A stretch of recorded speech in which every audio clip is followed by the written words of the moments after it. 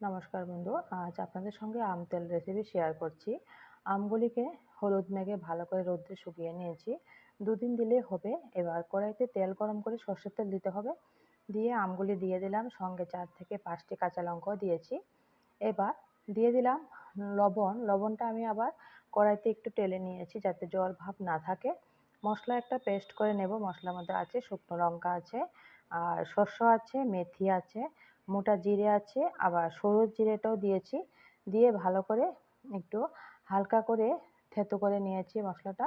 নিয়ে তারপরে দিয়ে দিলাম। এবার ভালো করে 2 থেকে 3 মিনিটের মতো ভালোভাবে এভাবে কষাবো। ভীষণ টেস্ট হয়েছে, আপনারা খেয়ে দেখবেন বাড়িতে, অবশ্যই এই রেসিপিটা করে খেয়ে দেখবেন, ভীষণ টেস্ট হয়েছে। এবার চিনি দিয়েছি আমি, আপনারা যদি মনে করেন যে চিনিটা স্কিপ করতে পারেন। আমি এখানে চিনি দিয়েছি, খুব ভালো হয়েছে খেতে। আমি তৈরি করে খেয়েছি, আপনারা আশা করি এই রেসিপিটা আপনাদের ভালো লাগবে।